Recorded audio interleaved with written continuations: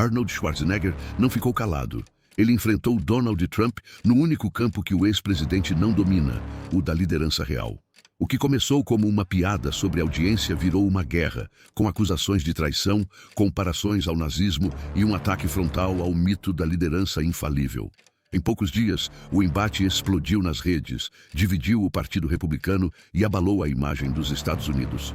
Você vai ver como uma simples provocação revelou o colapso moral de uma era, e como a resposta de Arnold transformou entretenimento em denúncia pública. President Trump, I just saw your press conference with President Putin, and it was embarrassing.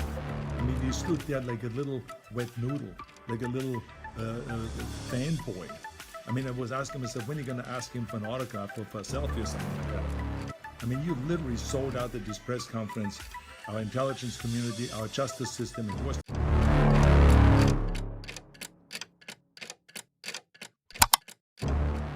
Quando a zomba vira desafio público, começou como escárnio televisivo, uma piada sobre audiência. Donald Trump ridicularizou Arnold Schwarzenegger por fracassar no comando do The Apprentice. Parecia mais uma provocação que se perde no vento, mas não foi. Arnold transformou a ofensa em teste, trocamos de lugar. O convite público virou manchete. Em minutos, clipes, memes e hashtags romperam fronteiras. O sotaque marcante, o rosto duro e a cadência, a imagem de Arnold carregava peso simbólico. Era um ex-governador, acionando o repertório de palco e de poder.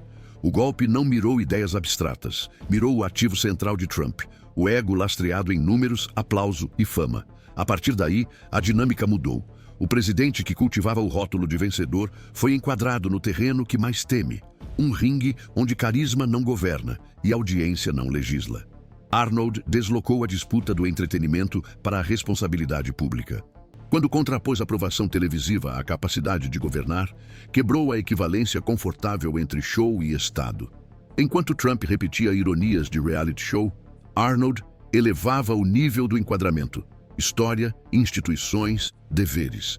A internet amplificou o contraste. De um lado, desabafos e ataques pessoais. Do outro, entrevistas e mensagens com vocabulário de reforma migratória, cooperação federativa e diálogo entre poderes. O ruído virou trilha de fundo para uma crítica cirúrgica.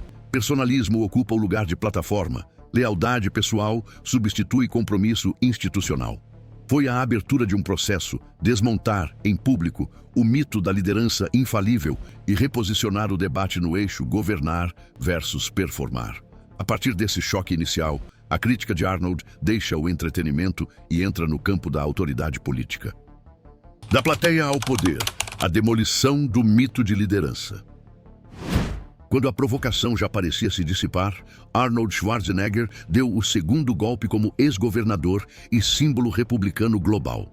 Em um vídeo direto e sereno, acusou Donald Trump de trair os próprios fundamentos da presidência.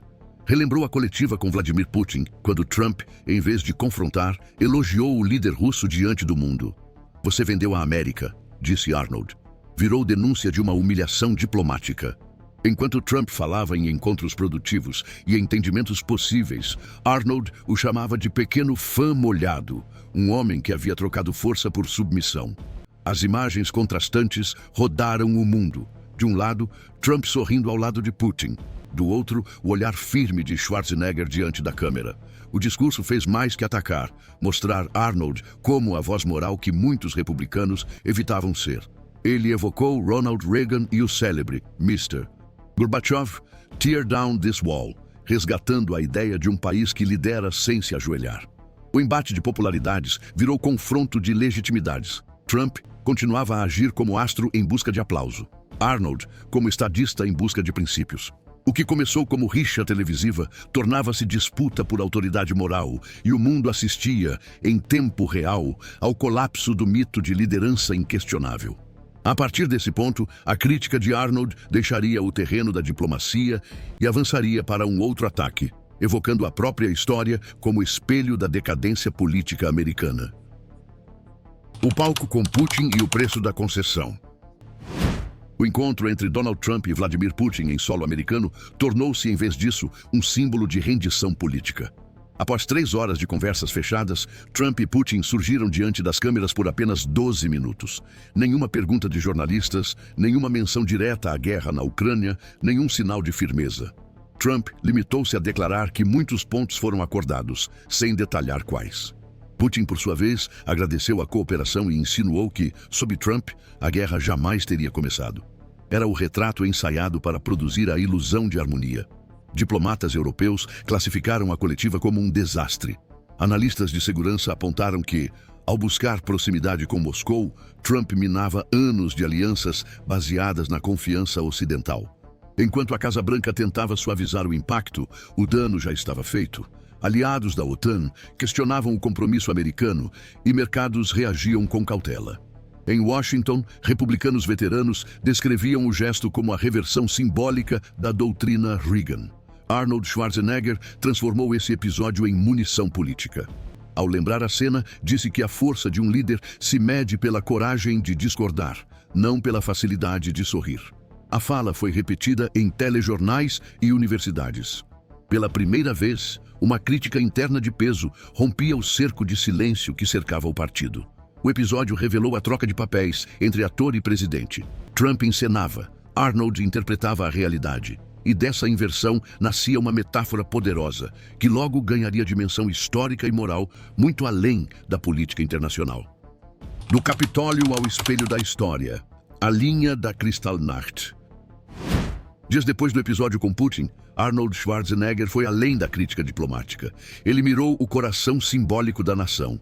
Em um vídeo de 7 minutos e meio, filmado em tom solene e acompanhado por música clássica, ele comparou a invasão do Capitólio a um dos capítulos mais sombrios do século XX, a Noite dos Cristais.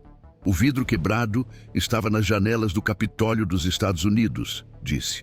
Mas o que foi destruído ali foram as ideias que tomávamos por garantidas. A metáfora foi perfeita.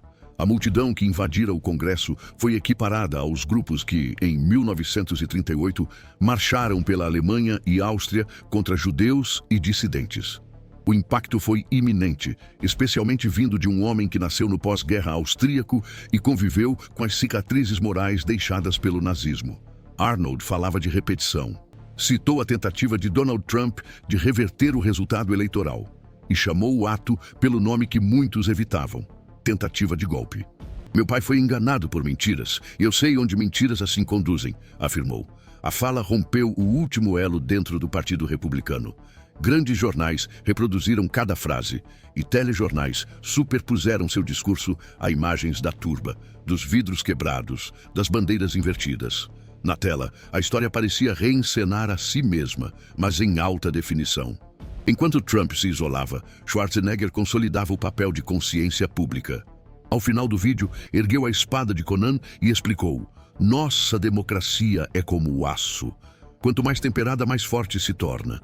O gesto uniu símbolo e advertência. Era um chamado à reconstrução moral de um país ferido. A partir dessa evocação da memória e do trauma, Arnold mudaria o foco da crítica, deixando a política e entrando no território da sobrevivência planetária, onde o debate deixaria de ser ideológico para se tornar existencial. Clima em choque, confronto retórico versus ação local. Após o abalo moral deixado pelo ataque ao Capitólio, Arnold Schwarzenegger voltou-se a outro campo, onde via o mesmo padrão de negação e irresponsabilidade: o meio ambiente. Quando Donald Trump classificou a mudança climática como a maior fraude já imposta ao mundo, o ex-governador reagiu sem hesitar. Chamou a declaração de nonsense e lembrou que cerca de 7 milhões de pessoas morrem por ano em decorrência da poluição atmosférica. Enquanto se discute se o aquecimento é real, pessoas estão morrendo agora, disse em entrevista à CNN. Trump havia retirado o financiamento de projetos verdes e promovido uma agenda de domínio energético americano, fortalecendo o petróleo e o carvão. Schwarzenegger, ao contrário, apontava para soluções regionais, exemplos locais e pequenas vitórias comunitárias que somavam resultados concretos.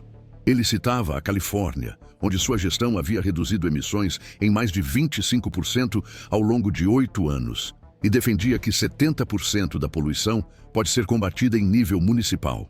Não precisamos esperar por Washington. Precisamos agir nos nossos próprios bairros, afirmou. Enquanto Trump denunciava a ONU e chamava cientistas de estúpidos, Arnold falava em tecnologia, inovação e cooperação com a Igreja Católica, chegando a participar de uma conferência no Vaticano dedicada a terminar o aquecimento global. O ex-governador não atacava com ofensas, fazia o que Trump evitava, apresentar plano, propor meta e dar exemplo. E a cada aparição, transformava descrença em urgência, convertendo discurso em ação.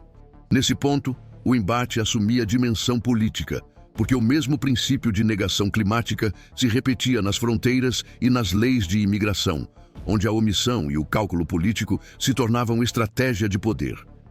Imigração sem nevoeiro, pragmatismo, regras e contradições. Em meio ao debate ambiental, Arnold Schwarzenegger mergulhou em outro tema incandescente, a imigração. Questionado sobre o impasse nas políticas de fronteira, o ex-governador adotou um tom que poucos políticos arriscam: equilíbrio. Criticou republicanos e democratas por tratarem o assunto como espetáculo. Ambos lucram com a zona cinzenta, afirmou. Enquanto fingem discordar, mantêm um sistema que serve à retórica, não às pessoas. Falava com autoridade. Um austríaco que chegou aos Estados Unidos com $20 no bolso e construiu carreira de sucesso sem negar suas origens.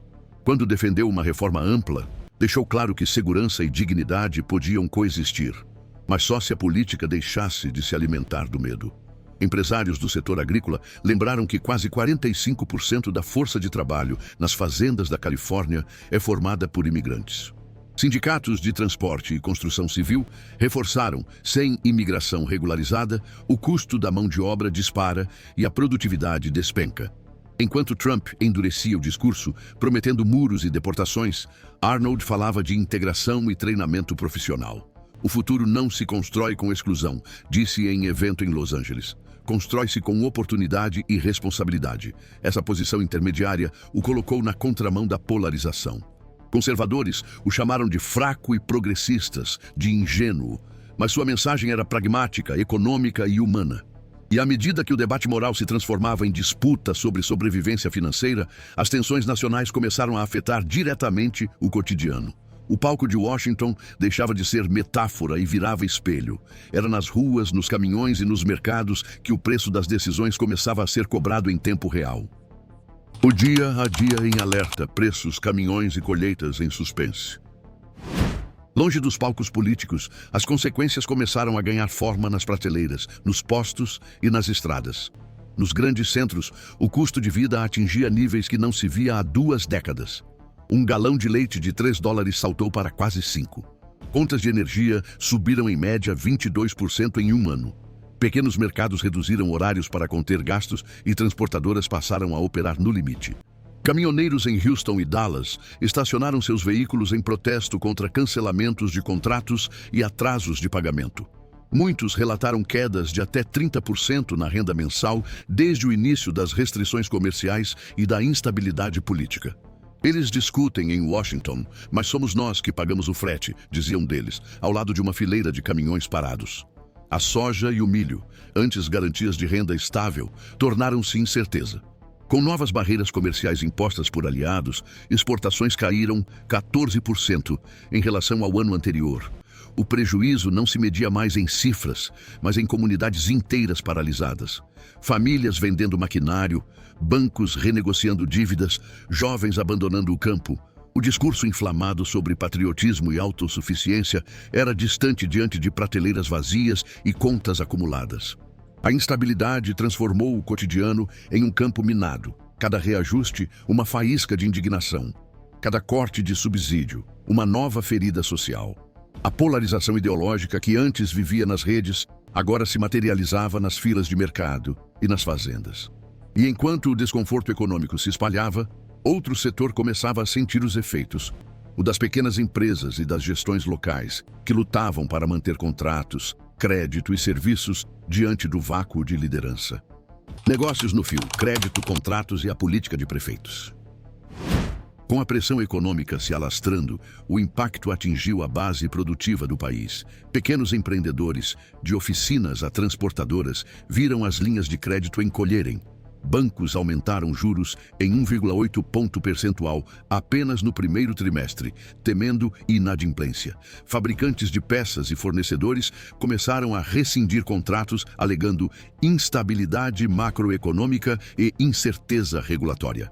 Em cidades médias, onde a economia depende de microempresas e autônomos, as demissões se tornaram rotina silenciosa. Um dono de restaurante em Ohio resumiu a situação. Não é que faltem clientes, é que todo mundo tem medo de gastar. Governos locais tentaram reagir.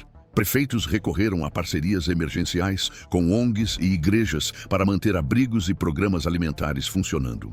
Em San Diego, a prefeitura anunciou um fundo comunitário de 12 milhões de dólares para ajudar migrantes após cortes federais.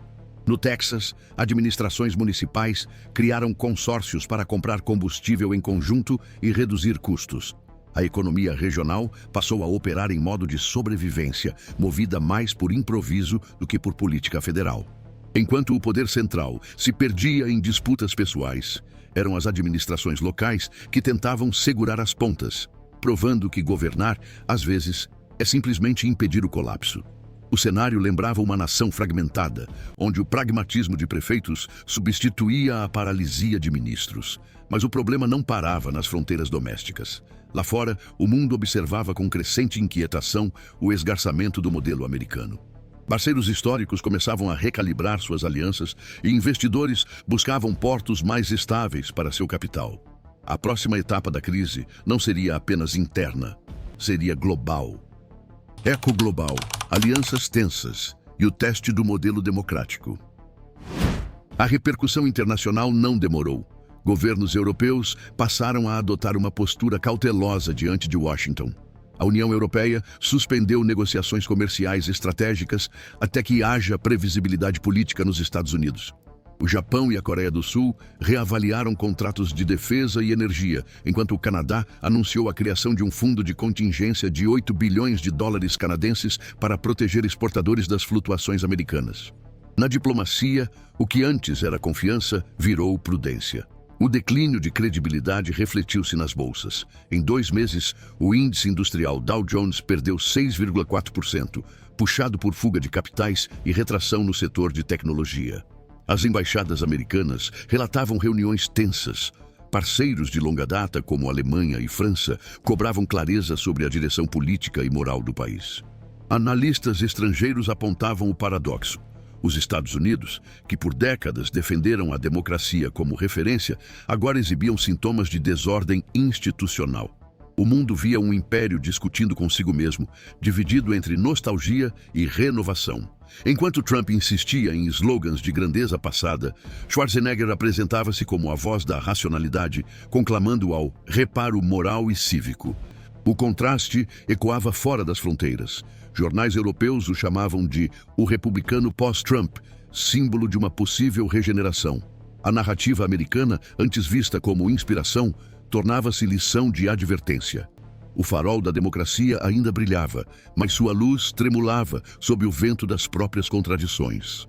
E à medida que o mundo aguardava o próximo movimento, ficava claro que o desfecho dessa crise ultrapassaria líderes e partidos, afetaria a essência da credibilidade americana e a direção do século. Cruzar a encruzilhada, 3 rotas e o custo de cada decisão. Os Estados Unidos chegaram a um ponto de inflexão. O país pode seguir 3 caminhos, e cada um tem um preço. O primeiro é o da obstinação, manter o curso atual, preso a personalismos e confrontos, tentando reconstruir a autoridade por meio da retórica. Esse rumo preserva a base mais fiel, mas aprofunda o isolamento internacional e acelera o desgaste interno. O segundo é o da restauração institucional, em que a política reconhece seus erros e tenta reconstruir consensos, retomando o diálogo entre estados, partidos e setores produtivos. É o caminho mais difícil, pois exige admitir fraquezas e abandonar o culto à persona. O terceiro é o da reinvenção, o que Schwarzenegger simboliza, uma nova direita pragmática, ambientalmente responsável, economicamente liberal e moralmente exigente. Uma direita que fala de resultados, não de ressentimentos. A escolha não se fará em discursos, mas nas consequências que cada decisão produzirá no cotidiano. Preços, empregos, acordos e alianças revelarão, mais do que votos, o tipo de liderança que o país está disposto a aceitar. Arnold encerrou seu último pronunciamento com uma frase que resume esse impasse. A força de uma democracia não está no barulho de seus líderes, mas na coragem de seu povo em corrigi-los. Essa é a síntese da encruzilhada americana, entre o ruído e a reconstrução. O cenário está lançado. O mito se fragmentou, a crítica se transformou em movimento e o debate em espelho do futuro. O que o mundo presencia agora é mais do que uma disputa entre dois homens. É o teste de resistência de uma nação inteira. Se você acompanhou até aqui, deixe seu like, comente sua visão e inscreva-se no canal. O próximo capítulo dessa história está apenas começando e cada voz conta nessa nova era da política americana.